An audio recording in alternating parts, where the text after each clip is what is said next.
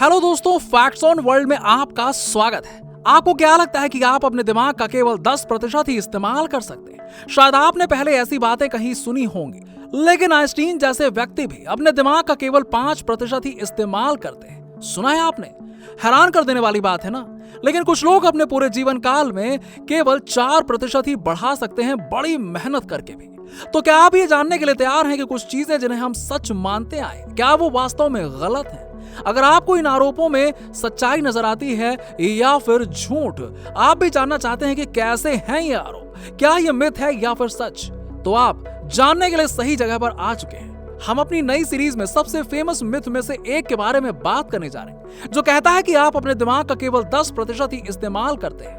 अब ये विचार आया कहां से, क्या ये सच है या फिर झूठ? लेकिन इससे पहले कि हम वीडियो में आगे बढ़ें, आप चैनल को सब्सक्राइब करके बेल आइकन जरूर दबा दीजिएगा।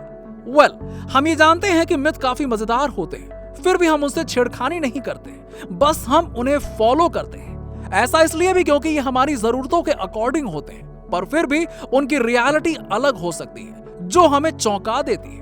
ये दावा कि आइंस्टीन ने भी अपने दिमाग का 5% ही इस्तेमाल किया, ये एक अच्छा बहाना मालूम होता है काम ना करने का, दिमाग ना लगाने का।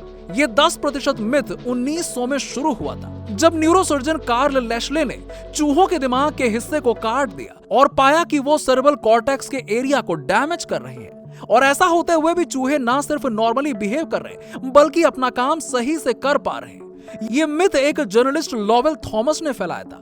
उनके इस दावे का बेस था उनकी थियरी, जो कि विलियम के द्वारा दी गई थी, और वो थी रिजर्व एनर्जी। जेम्स, जिन्होंने 1890 में साइकोलॉजी डिपार्टमेंट में हार्वर्ड यूनिवर्सिटी में रिसर्च की, उसे थॉमस मिस ने उल्लेख किया।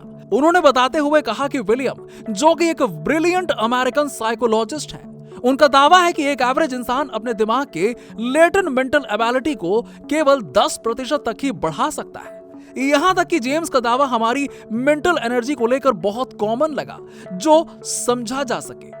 सालों तक दिमाग पर किए गए अध्ययन के रिजल्ट आए, और जो कि मिथ को जोड़ते गए, जिनमें से काफी गलत भी थे।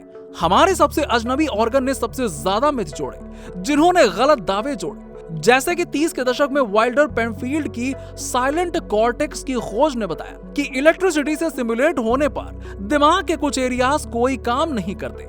हम ये जानते हैं कि जो एरिया ऑपरेशनल है, लोग वहां पर अक्सर चीजों को इंटरप्ट करते हैं और वो उसमें फिट हो जाए।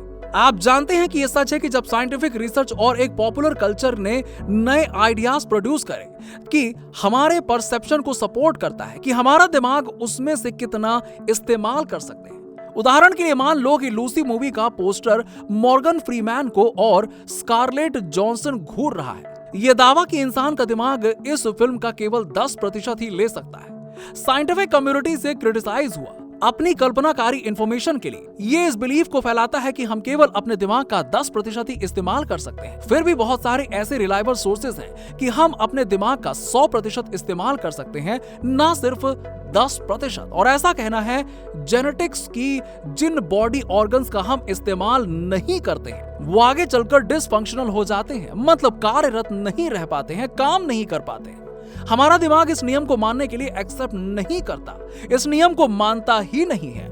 आगे चलकर यहां तक कि बहुत बारीक ब्रेन डैमेज जो है, वो बीमारियां दे सकती हैं, जो कि हमारी पूरी बॉडी को असर दे सकती है। हमारे दिमाग के लिए ये कितना जरूरी है कि वो पूरा ही काम करे। तो इस सवाल का जवाब है कि हमारे पास इतनी एबिलिटी है कि हम अपने पूरे दिमाग का इस्तेमाल कर सकें। हमें उसे इस तरह से इस्तेमाल करना है कि हम एक स्वस्थ इंसान की तरह काम कर सकें। तो इस दुख में हमें किसी एक चमत्कारी दवाई के दुख में नहीं है, ना जो हमें और पूरा दिमाग सेक्शन करना शुरू कर दे। हमारे पास जो है, हमें उससे काम करना है। मिलते हैं आपसे अगले एपिसोड में।